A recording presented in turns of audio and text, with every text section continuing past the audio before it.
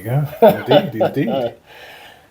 Delighted to be here with Roger Griffiths. You might know him from things like Eastenders, The Bill, Holby City. But what's a really important thing to say is I never knew Roger as an actor. No.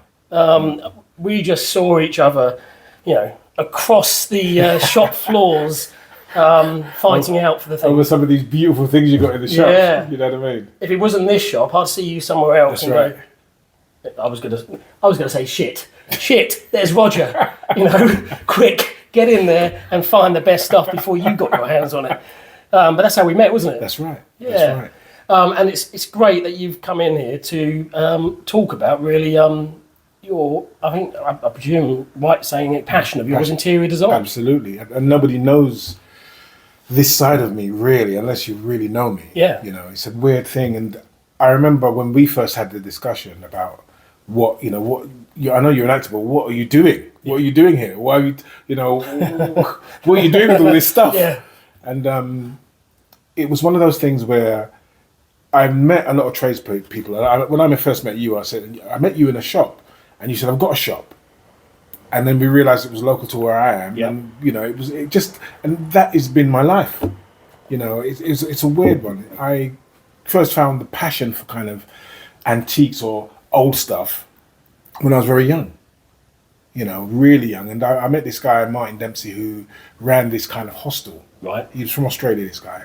And his job was, underneath this hostel was a massive warehouse with a load of furniture in it. And his job was to allocate furniture to guys that were just moving into the hostel upstairs. Okay. And so I used to help him. He was only interested in me, right? Yeah. Let me tell you this. Because my girlfriend, he fancied her sister. So that's the only reason why I started talking to him. There's an ulterior motive. Ulterior motive, women, man. So, but he was such a beautiful man, Australian traveller. Yeah. And I just sucked the information from him. He just had so much information and culture, that was foreign to me, an East End boy. And were you hooked? Listen, straight away. And it was that thing of, we used to go downstairs, and he was the one that used to say, oh, this is oak, this is pine, this is just the different woods that certain things were made out of, the time it was made, the Victorian, Edwardian, Nouveau stuff, Deco stuff. It was just an education. And isn't it interesting that he must have been honoured to have found someone who was just reciprocal to that information. Yeah. And you were lapping it up. Absolutely.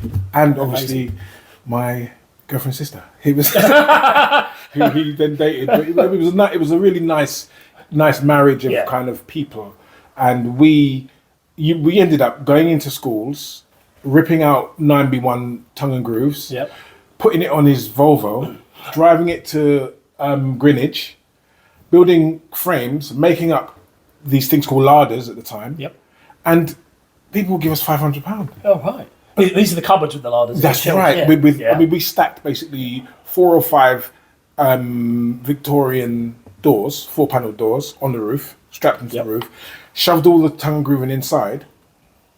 And I've never seen people pay that kind of money for just something that was so simple. Yeah. Yeah. And first educated, and it was love at first sight. And from then, I still actually own one of the cupboards we made up. Really? And I loved it because the end, it was a curved end. And so I said, I want that one. He said, do you want one? I said, I want one. How long ago was that? Oh, I don't want to give away my age. Should never ask a man his age. Yeah. I don't want to give it a long time ago. A long time ago. Over 25, 30 years ago, man. Yeah. What are you now? 36? 37. Sorry. That's right. I'm sorry. That's right. So from then you've got to now, and you've built. You've sort of you've gained your own education. Just by visiting places like this and anywhere else here. And from people like yourself. And people. But I bet you in your house you've got such an eclectic mixture of things. And I think what I'd like to know is, what's the wow piece in your house? The wow piece in my house? The statement thing that goes, whoa, look at that. I tell you, there's a mirror, actually. There is a mirror. And I got it not too far from here, funnily enough.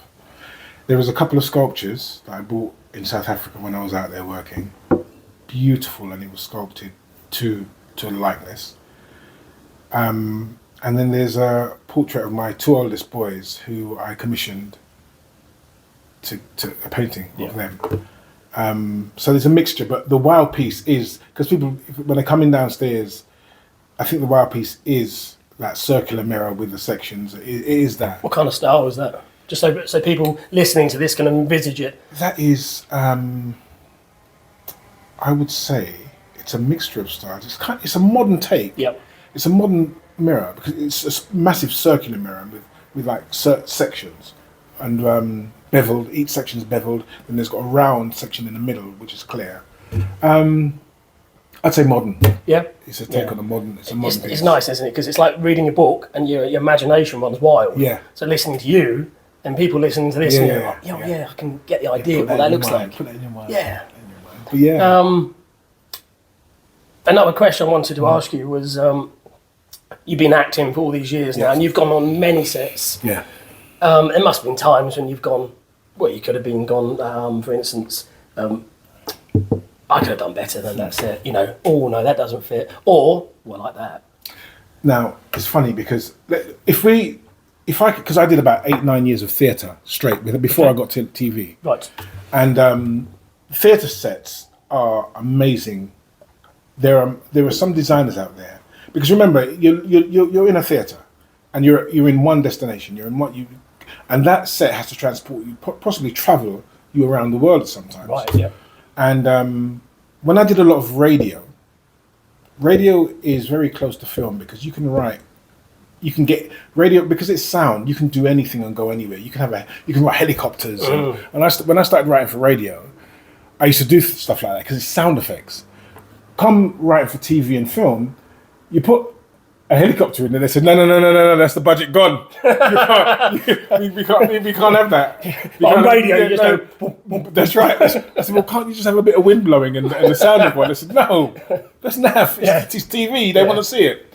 So what I realised about sets, getting back to the way they were designed, was that they transported you. And sometimes if you was in a house, you had an upstairs and a downstairs, or if you had a house, then a street scene, and then a market scene, etc. So the whole set had to transport you as an actor and the audience.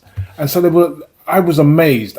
Every set I took something away from. Did you? Yeah, I mean, physically and mentally. Yeah. And I realized that it's a magical thing. But one of the most powerful sets I ever worked on was a blank stage. Yeah. And it was all lighting, all physical. And some of the times, in my early days, I was much fitter than I am now. But if there was an interview scene, and we both sat down, the actors will get down on all fours and we'll sit on them.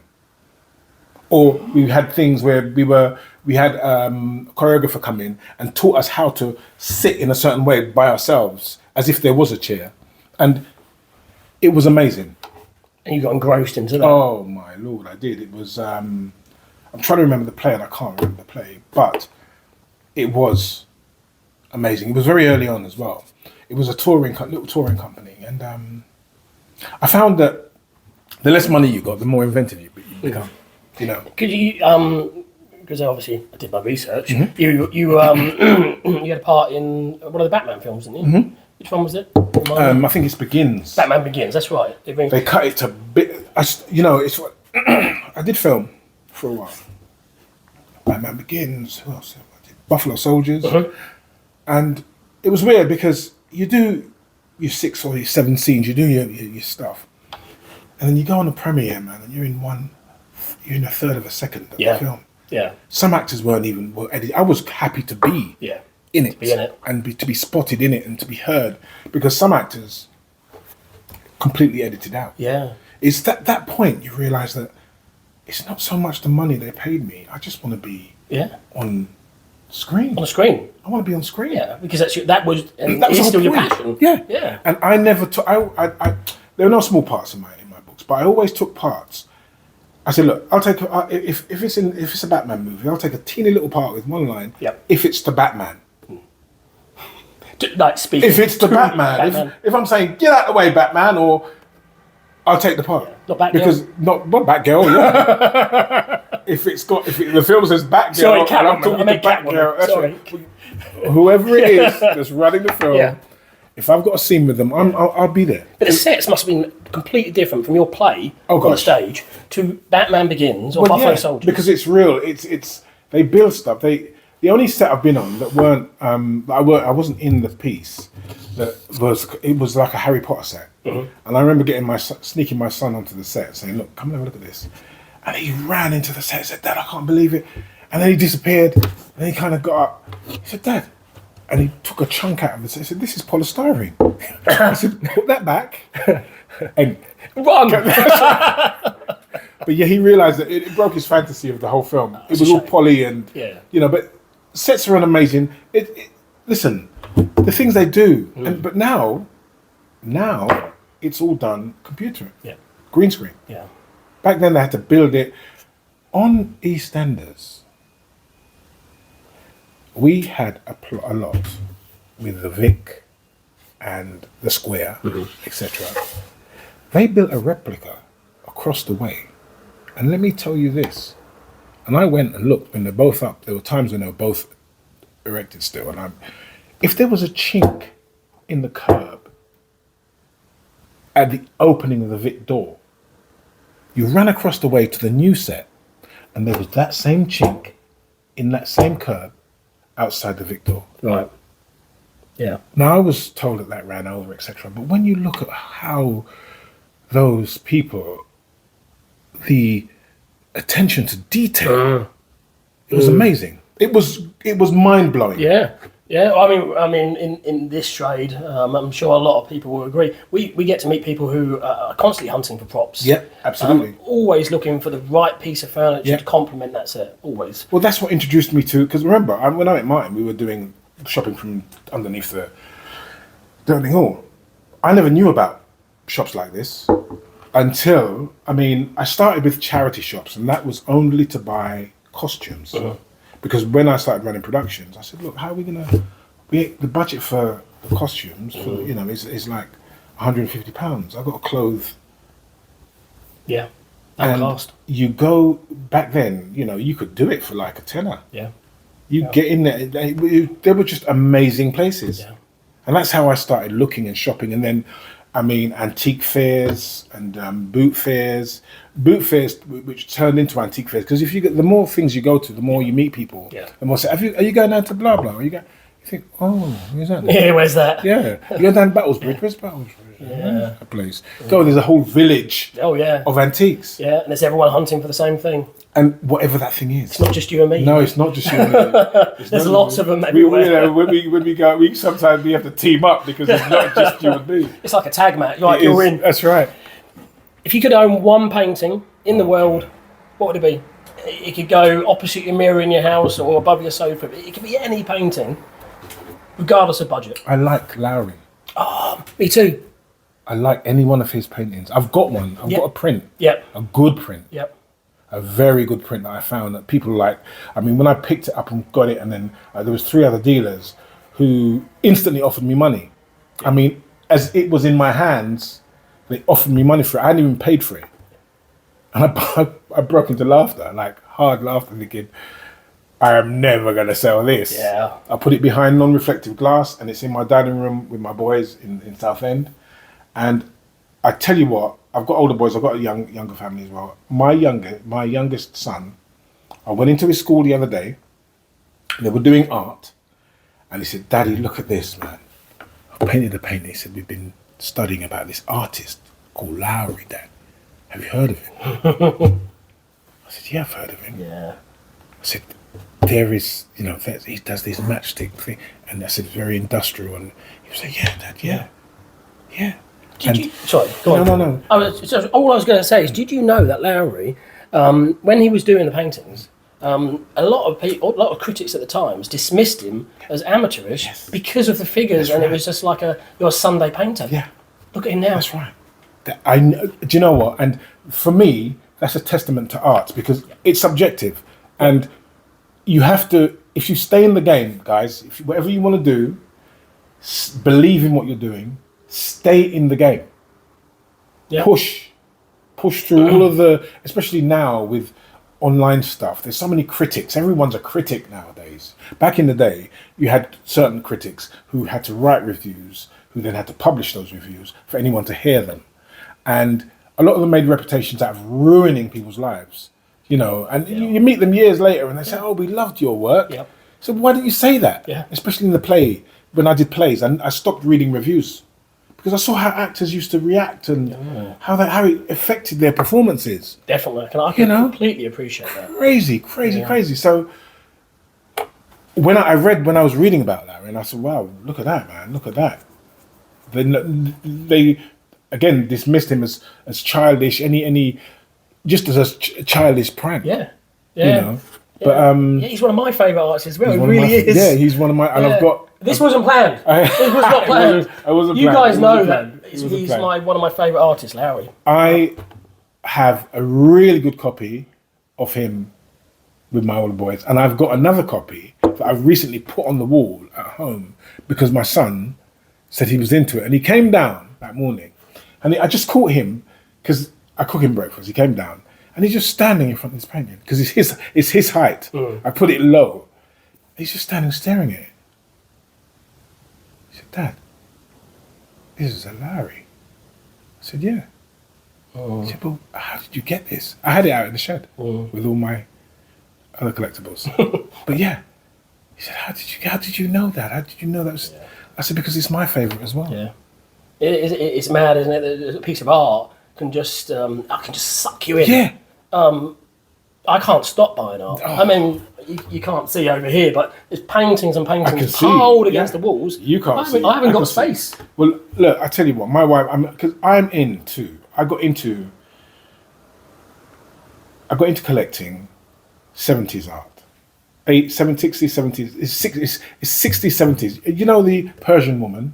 Yeah. Along here? Oh, yeah. There's white horses coming out of the water. There's that style of painting. Yeah. I am in love with. Yeah, with the 70s frame. The 70s frame. Yeah. I mean, very similar to this one behind you, that kind of frame. Yes. Yep. Yes.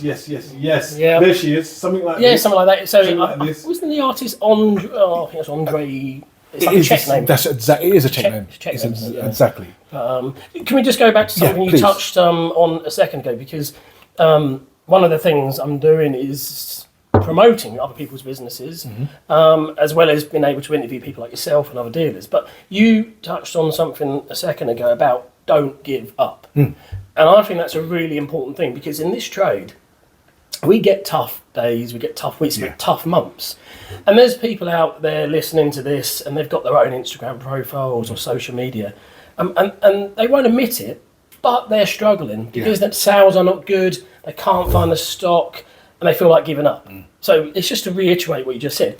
Don't give up. No. Keep going. And be honest, if you're struggling, you're struggling. Yeah. Say it out loud, man. Yeah. Because you know what? Yeah. If you don't say it out loud, it'll stick in your throat. Yeah.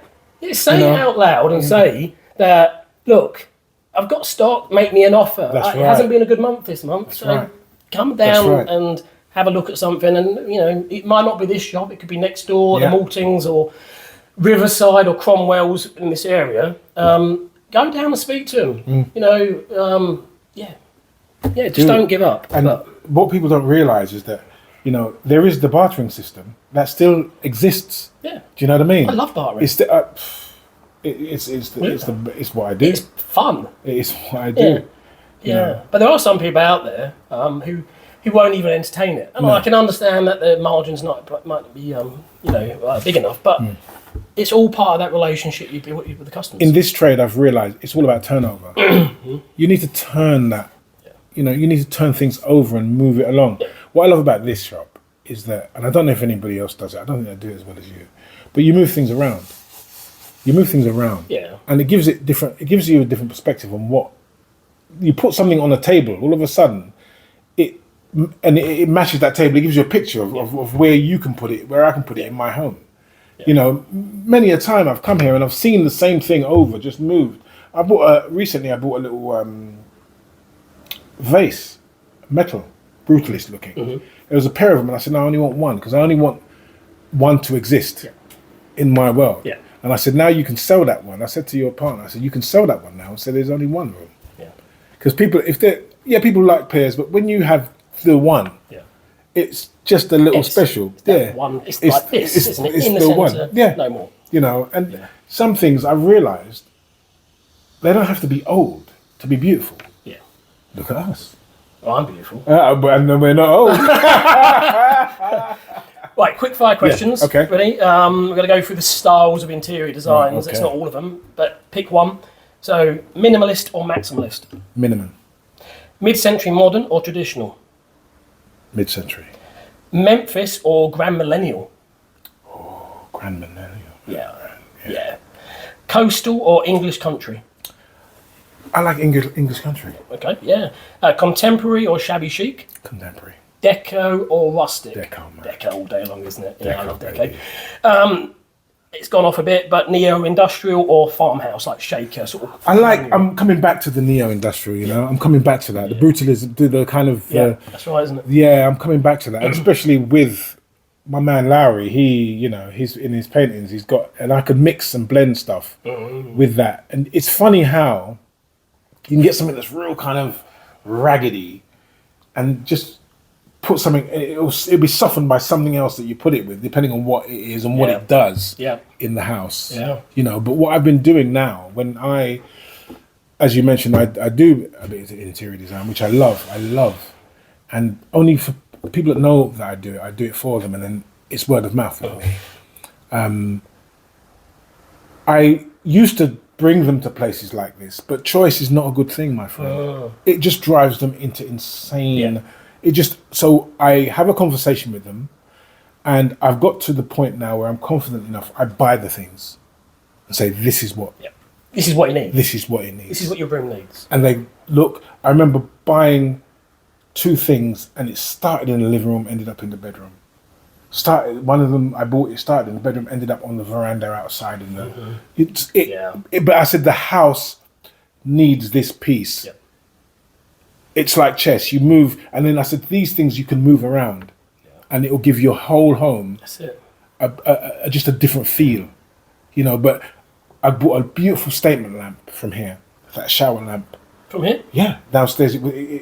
It's kind of, it had a massive onyx stand, and it kind of sprayed out. Oh yeah. I got that. Yeah. I got that recently. Bang. Do you know the hardest thing about that? The bulbs. Jesus. Yeah. That's why we didn't give you the bulbs. The bulbs. Yeah, I know. When you buy a lamp, ask if the bulbs are included and make sure they're dimmable. Yeah. Because dimmable bulbs. Yeah. Before you came in, we were like, I'm telling you, when I did find some, they said, oh, by the way, you have to download an app in order to... I said, I laughed. I said, no, there's an app you download if you want these to be dimmable. You've got to download an app. I'm not joking. I've got a set of bulbs where you have to put an app on your phone. You can work it from your phone. Oh, I did not know that. Yeah, but I've got also a set of old bulbs now that you can just screw in and use your dimmer. It's got a dimmer thing on it. On the actual base, Do you think you could ever see yourself moving away from acting and doing interior design full time? No, because they go hand in hand. Acting isn't... acting's never been a full-time job because you don't even... I know the most successful actors... Usually they don't make their money from acting. They take their money from acting and invest it into businesses or into... Because I trained as a chef. My mum wouldn't let me be an actor. I trained as a chef and I ran a catering company for years. I still did. My son retrained as a chef and I cook every day. So that's one of my loves. You know, I've got 2 mistresses, which is the interior and the catering, and the acting is my wife, man. And that's the way it is. But the acting... don't always treat you well. Yeah. My wife slaps me about a lot, you know? Do you think cooking and interior design is about creativity? It's the same thing. Yeah, that's what I thought you... I fell into it. Because again, I got the love for furniture. It's all organic. Got the love for furniture from one guy. Then I kind of started moving in that kind of circle. And then after acting, I was acting. I was out there acting, and everybody I met went to drama school. Yeah. And they had this thing about them. And I thought, I want some of that thing. They had this thing every time we taught drama school. I thought, all right, love it. In the middle of a year, I said, I'm going to go to drama school. But they didn't. They had already started. East 15 had already started. They would all. But there was a college in Raynham with a drama studio in the middle of it.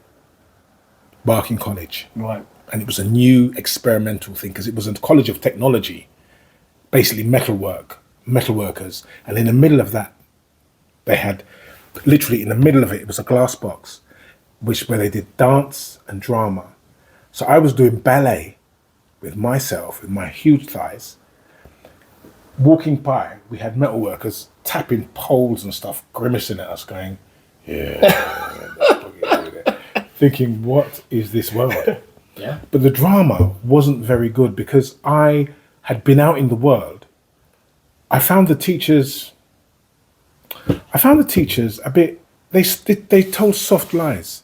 Because I used to ask, so what do you do when you're out there, what advice would you give me as a young actor who, I can't get any work, I can't get an agent, oh, but you'll be able to get an agent. It's not like that. So I can't get any work, oh, well, you've got to just try and do, I said, in America they do classes, but here, what do you do? What you have to, and back then it was bar work. Now it's coffee shops, but back then, actors did mainly bar work. Right. To see, because it was the only job you can just walk out of. To get you through. Yeah. Yeah.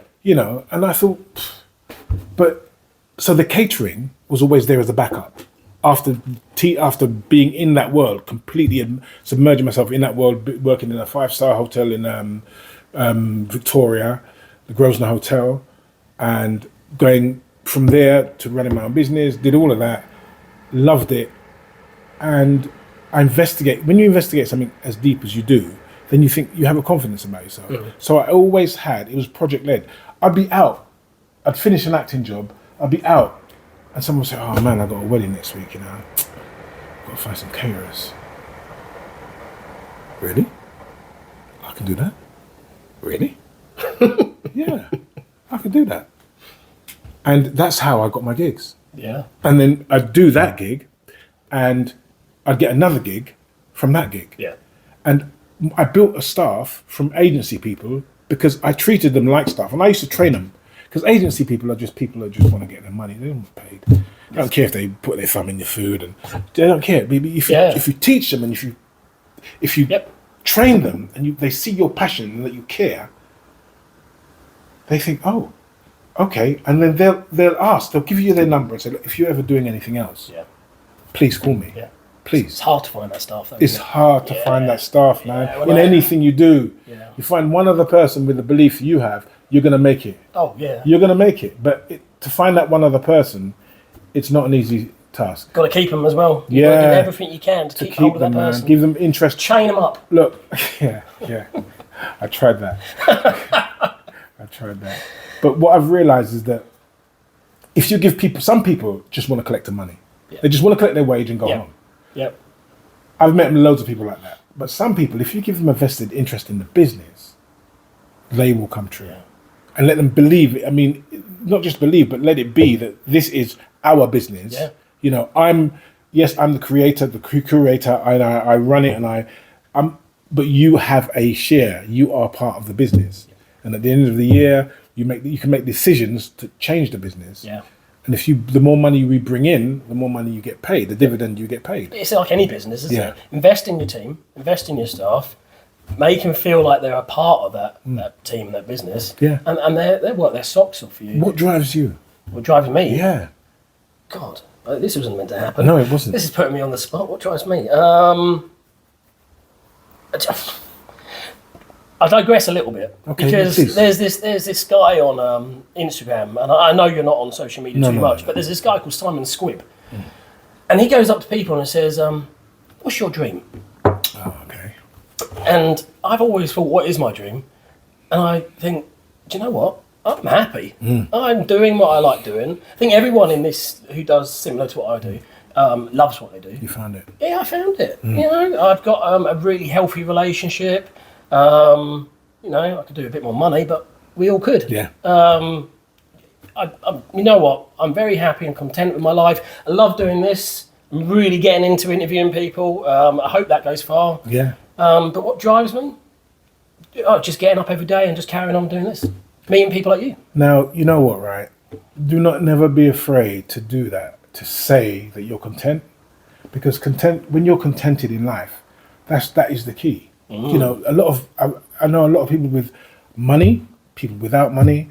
It's about self-containment, about realizing when you're actually when you ask for something, when you ask the universe for something, recognizing that actually it's been offered to me. Yeah. But it's never given anything. You don't get it on the plate. No, you do not get this on the plate. You have got to work your backside off if you really want something. Listen, you never get it on a plate. No. And if it does come on a plate, it goes. Yeah. It slips away. You know what I mean? It doesn't belong to you. Yeah.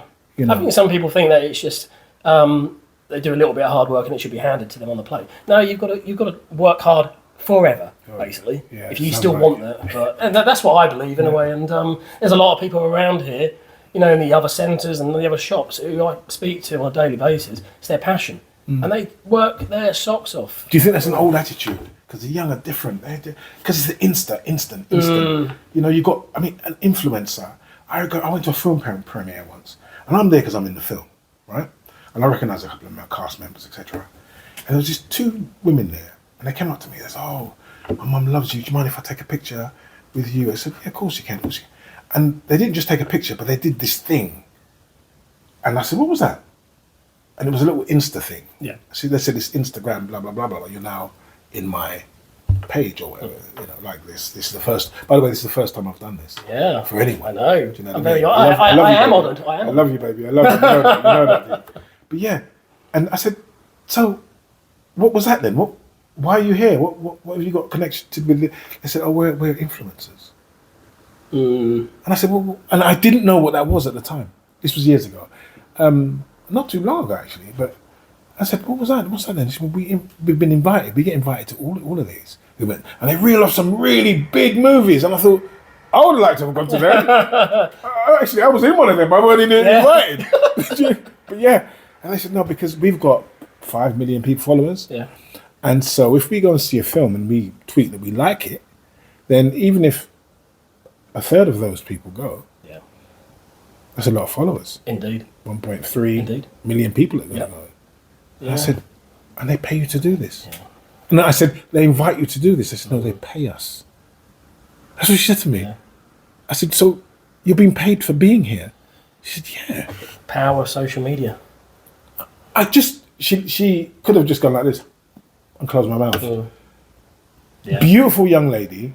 She told me her whole story about coming here and, you know, just starting up and trying to find her way and leaving uni with nothing but education and realising that in England, people didn't really care about education up to a point. It's about nepotism, some of the where she wanted to go.